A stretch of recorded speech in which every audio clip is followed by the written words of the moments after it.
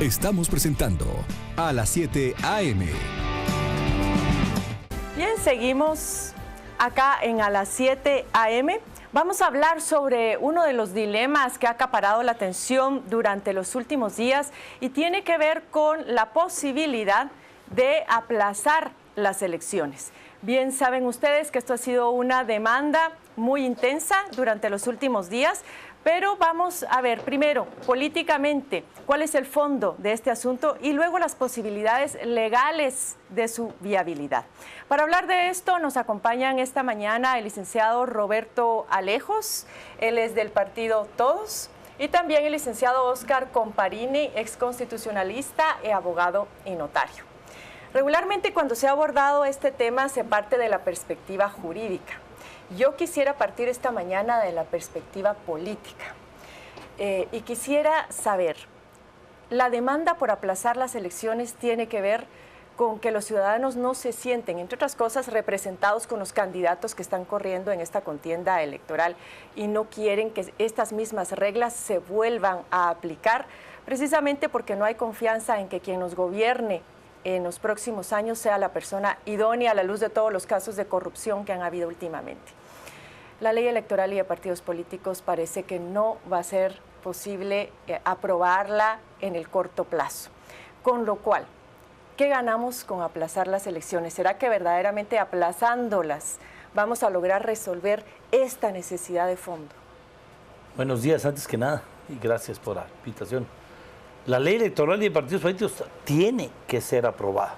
No tiene sentido todo lo que está pasando en la calle, toda la protesta, es contra el sistema que no funciona. Y si no aprovechamos este momento para reformar la ley electoral y de partidos políticos, no tiene sentido. Se vuelven a ir otros 4 años más. Pero ¿Cuántos es posible, años tenemos? Tomando en cuenta los tiempos del Si hay Congreso. voluntad política, el Congreso puede aprobar la ley en un día. Lo ha demostrado miles de veces. Aquí lo que sucede es que a los partidos grandes, entre comillas grandes, ¿verdad?, que van primero en las encuestas, no les conviene crear equidad en los demás partidos políticos y por eso es que se han opuesto siempre a la reforma. Sobre todo el partido que está de turno se va a oponer siempre a una reforma electoral porque usan recursos del Estado, impulsan su candidato presidencial desde el Estado, no hay control de una serie de temas y este tribunal que empezó con muy buena intención suspendiendo los partidos políticos, de ahí ya no pasó. Ya no pudo parar al partido de gobierno, el Partido Patriota, que después de 2 suspensiones lo que le tocaba era realmente suspenderlo y no dejar que participara, porque no respetó la ley. No ha podido el Tribunal Supremo Electoral. Yo estoy asustado de lo que sucede en las delegaciones departamentales del Tribunal Supremo Electoral. No controla las asambleas departamentales y municipales. Estamos en manos de gente que tiene años de estar en el tribunal y que este tribunal llega y es incapaz de controlarlo, y la forma en que se llevan a cabo las asambleas a puerta cerrada o no se llevan y después le sacan la firma, es decir, el sistema político caducó. Pero, licenciado, más allá de la voluntad política, hablemos del proceso, es decir, ayer comentábamos con una magistrada del Tribunal Supremo Electoral justamente que hay 3 procesos en marcha. Uno son las propuestas que está trabajando el Tribunal Supremo Electoral. La otra, las propuestas que están siendo trabajados en la plataforma que fue impulsada por la Universidad de San Carlos. Y la otra, las mesas que están trabajándose en el Congreso de la República. Es decir, una cosa es la voluntad del Congreso y otra, cómo hacemos confluir estos 3 intentos para que verdaderamente esa reforma represente los intereses de todos los grupos interesados y sea legítima. Es decir, ¿también es posible conciliar estos procesos en el corto plazo? ¿Qué piensa? Mire, yo lo primero que diría es que las benditas mesas de discusión las crearon el Patriota y Líder para atrasar el proceso y para que no hayan reformas. Eso es evidente porque nunca va a lograr poner usted de acuerdo los intereses y las aspiraciones de tal cantidad de representantes de la sociedad civil, etcétera, etcétera, etcétera. Como decía Roberto, claro que se puede modificar la ley electoral y de partidos políticos. El Congreso puede hoy sacar el decreto, mañana saca el dictamen la Corte de Constitucionalidad y pasado pues lo publicamos y está vigente. Ahora, ¿a qué vamos? ¿Qué es la reforma que queremos? No hay consenso. Entonces, solo atrasar las elecciones por atrasarlas, si de cualquier manera el 14 de enero hay que cambiar gobierno, no tiene sentido. Yo creo que tiene más sentido que los partidos como todos, que los partidos más auténticos mantengan la protesta social y que esa protesta se intensifique del 14 en adelante. ¿Por qué? Porque el que llegue va a llegar presionado. El que llegue va a saber que el pueblo ya despertó. Y si se le hace presión, va a tener que hacer las reformas. Pero hacer reformas en un momento de crisis nunca es aconsejable. Porque aplazar, estamos hablando de 2, 3 meses más. Sí, aplazar estamos hablando de regresar a la fecha anterior, noviembre primera vuelta, diciembre la segunda vuelta, pero insisto, no tiene sentido aplazarla si no hay cambios. Claro. Por lo menos el acceso equitativo a los medios de comunicación, todo el tema del origen de los fondos en las campañas de los partidos Pero políticos. volvemos al punto, ¿es posible hacer confluir estos 3 procesos para que luego, porque una cosa es aplazar, digamos, aprobar la ley, pero si de pronto no se esperó a que terminaran las mesas del Congreso de la República, a que terminara de trabajar la plataforma, igualmente la reforma sería cuestionada en su legitimidad? Sí. Las mesas, yo estoy totalmente de acuerdo con lo que decía Oscar, es decir, eso está hecho totalmente a propósito, a cuenta de que este Congreso, que durante 3 años y medio cerró las puertas al diálogo y a la negociación, hoy lo abre. Eso es para entretener nada más y precisamente para que no haya acuerdos. Aquí es la plataforma creada desde la Universidad de San Carlos y lo que está haciendo el Tribunal Supremo Electoral, que es fácil ponerse de acuerdo, si no hay que hacer la gran reforma electoral. Lo que la gente está pidiendo en la calle es básico, el origen y fiscalización de los fondos de los partidos políticos, que se respete ese techo de campaña que muchos partidos políticos ya lo crearon. Estamos en una campaña totalmente desleal. Aunque las reformas ilegítima, que sí atienden a la representatividad no son tan fáciles, porque si se quiere mejorar la representatividad y la legitimidad de las autoridades, la reforma en algunos casos tiene que tocar incluso la Constitución. Por ejemplo, si se hace un nuevo diseño de distritos electorales para que pudiera aplicar, no sé, una distribución más favorable de escaños en el Congreso de la República. Claro, hay probablemente temas que pueden entrar en vigencia ahorita y temas que van a poder entrar hasta la próxima. Pero si no aprovechamos ese fervor que hay en las calles por la reforma, esta coyuntura que hay actualmente, no lo vamos a hacer. Cada 4 años hacemos lo mismo, mantenemos la presión sobre la reforma, le tratamos de entrar a la reforma, se terminan los 4 años y no llegamos, porque el partido de turno, y peor si seguimos con los resultados actuales, no va a querer ni el partido de turno, ni el que queda en segundo lugar, que automáticamente se vuelve en primer lugar, van a querer tener ese acceso equitativo a los medios de comunicación, esa fiscalización de los fondos, no uso de colores y logotipos del partido en temas de gobierno, el no poder lanzar a su Pero candidato. igualmente, en el escenario de que en el mes de diciembre pudiéramos tener una nueva legislación electoral, ya no sería retroactiva.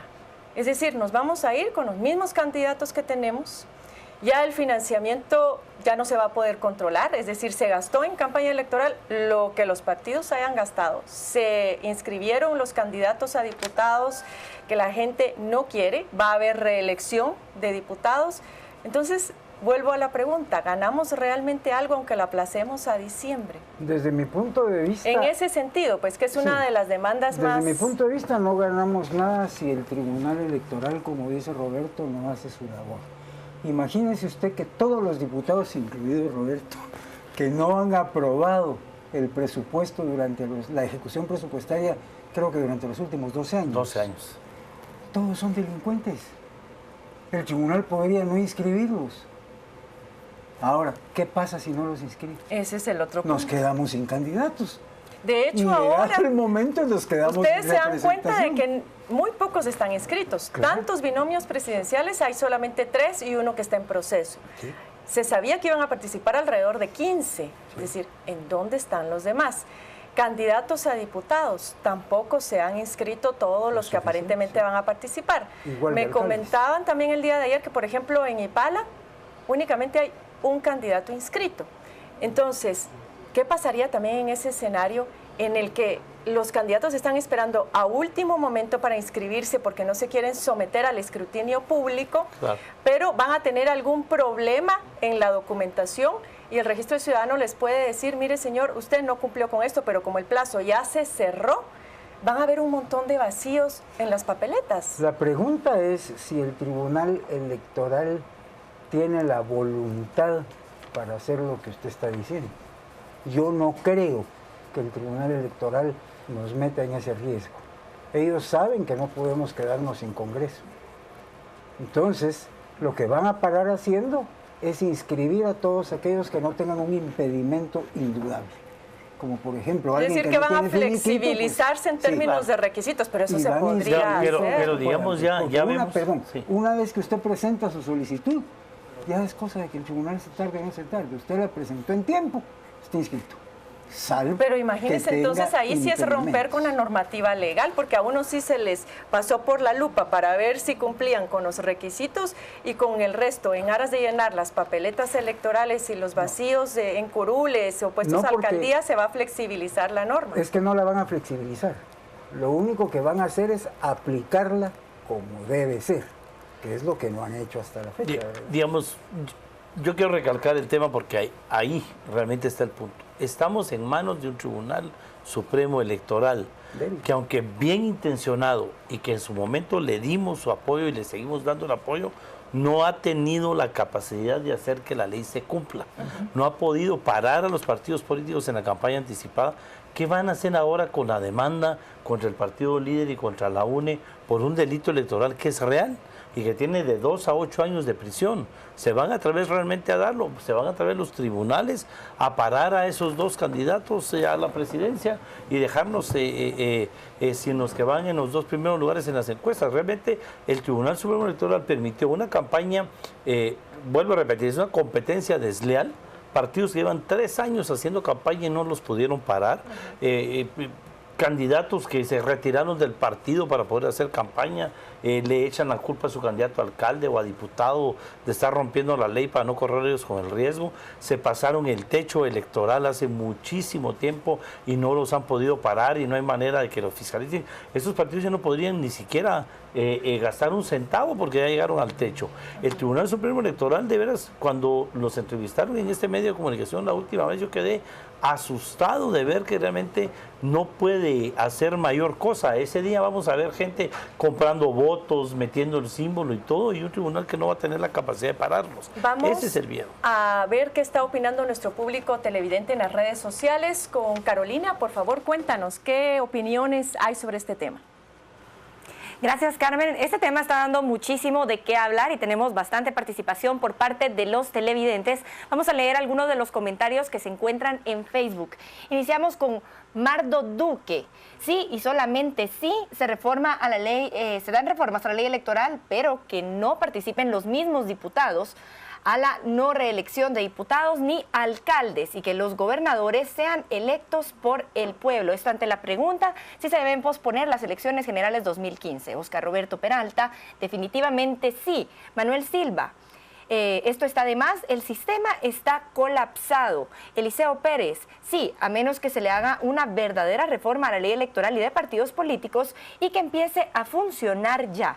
Luis Mérida, totalmente, hasta que no se modifique la ley electoral. Ricardo Manuel Lara nos dice que no se debe de posponer, sino eliminarlas hasta que las reformas a la ley electoral y que éstas queden bien definidas. Además que se establezca que es el pueblo el que va a elegir a 3 candidatos, suficiente para 3 ideologías que más o menos puedan haber en Guatemala. Luis Prieto, no a las elecciones. Gina Montiel, y que piensen en toda la corrupción. Mario Enrique, no más de los mismos. Jorge Noguera, no. De una vez salgamos de este problema. Win Jiménez, no soy jurista, pero no es lo correcto. Esto es parte de la participación que nosotros tenemos en las redes sociales. Vemos una participación bastante dividida. Algunas personas solicitan incluso que se eliminen las elecciones generales. Otros dicen que no, que se deben de continuar en la fecha preestablecida. Y otras personas consideran que es necesaria que éstas se pospongan, pero que se tiene que dar antes la reforma a la ley electoral y de partidos políticos. Carmen, seguimos con usted. Gracias, Carolina. Licenciado Comparini, sobre estos riesgos que inclusive también el CACIF mencionaba el día de ayer ante un eventual vacío de poder, porque usted mencionaba, bueno, posponerlas ¿para cuándo? Porque efectivamente la Constitución política reclama bueno, más bien la Constitución Política dice que el periodo presidencial es de 4 años y que termina justamente en enero. Se tiene que hacer ese traspaso de poder. Y del día específico, 14 y eso no de enero. se puede cambiar. Es decir, después del 14 de enero, ninguna de las decisiones o documentos que pudiera firmar el presidente serían legales, con lo cual nos encontraríamos ante un vacío de poder que nos plantea, yo creo, más riesgos que oportunidades. ¿Qué opinas sobre esto y además sobre la posibilidad de que algunas reformas, si eventualmente hubieran reformas a la ley electoral, pudieran aplicarse en este proceso y otras postergarse? Mire, de entrada, legalmente no es viable hacer las reformas, salvo que lo hiciéramos, como dice Roberto, ¿verdad? Un día el Congreso legisla, otro día la Corte da su dictamen favorable y al día siguiente publicamos. Pero, ¿qué reformaríamos? Porque el problema es que no podemos reformar, por ejemplo, la fecha en que el presidente se va. Y le aseguro que ahí sí va a renunciar Otto Pérez, porque si no delinque. Él tiene que salir del poder el 14 a las 14, como diría un ex candidato. Y entonces nos vamos a quedarnos en un vacío de poder. ¿Quién va a gobernar? Los 60,000, siendo mucho lo que digo, que llegan al parque todos los sábados. Y están de acuerdo los 60,000 entre ellos. No, llegaríamos a una anarquía Se ha terrible. mencionado incluso que podría suspenderse o no llevarse a cabo, por decir algo, la elección presidencial y únicamente hacer elecciones para elegir diputados y alcaldes. Jurídicamente esto No, es inviable, posible. totalmente inviable. Pero además políticamente es absolutamente incorrecto ante todo. también. Mire, lo del 14 a las 14, que a mí me encanta que hayan quedado esas frases que se vuelven para toda la vida, eso no se puede cambiar. No se discute, eso es un mandato constitucional. ¿Verdad? El peligro está en que la gente ya lo empieza a mencionar. A las personas no les importa el Estado de Derecho, lo que no quieren es que siga gobernando la misma clase política con el mismo sistema. Porque de verdad, si no aprovechamos la coyuntura para hacer los cambios y que entre en vigencia lo que puede entrar, pasar la fecha para noviembre y diciembre, de verdad vamos a elegir un presidente que, como bien decía licenciado Cosparini y Oscar, el 14 de enero, no a las 14, a las 15 vamos a estar en la calle los que tenemos la solvencia de no haber sido candidatos, porque no estamos de acuerdo con el sistema. Yo no puedo ser candidato a presidente en un sistema que critico, ni puedo ser candidato a diputado si me opongo a la reelección. Entonces tenemos la solvencia moral para estar exigiendo aquí que todo eso no se dé.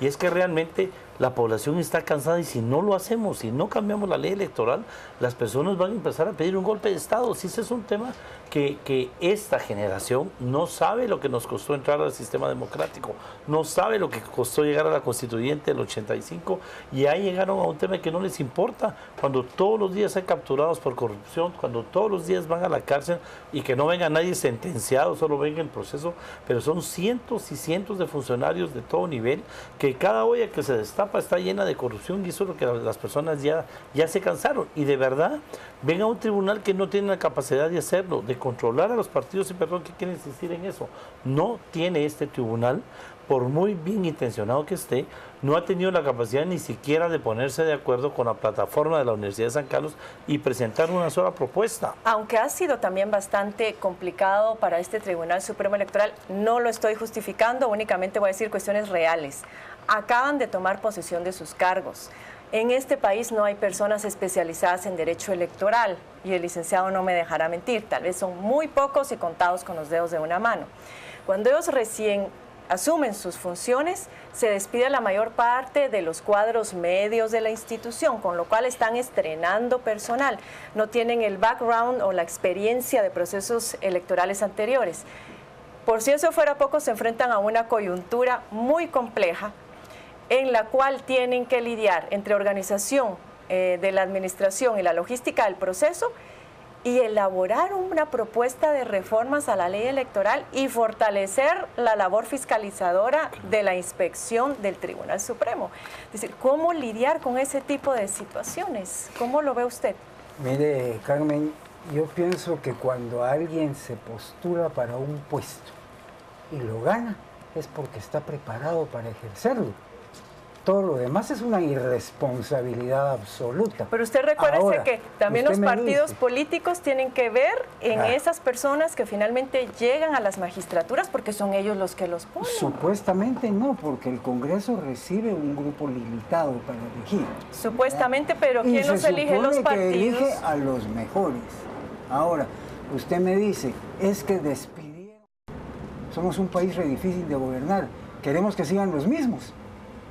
Porque entonces los vicios del tribunal van a seguir siendo los mismos. De hecho, O sea, los hay que renovar al personal, pero llega sin experiencia, como usted de hecho, los que no han podido despedir, que son los delegados departamentales, son los que siguen mafiando de ver a las asambleas municipales y departamentales. Ahora, que las hacen ¿de dónde a vas a puertas sacarlos? cerradas, a escondidas, etcétera, etcétera. Pero, y que licenciado, el los tribunal no partidos los ha podido políticos cambiar. tienen responsabilidad en los magistrados, Ahora, en la situación actual del tribunal. No me va a dejar pero yo no mentir, estoy acusando- y sabe que los partidos Claro. políticos finalmente son los que ponen a los magistrados. Yo creo que allí. esos magistrados sí tienen capacidad. No, mi ataque no es por su incapacidad, al contrario, y los hemos respaldado en todo lo que han tratado de hacer.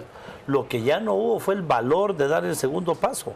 Suspendieron a todos los partidos políticos por estar haciendo campaña anticipada.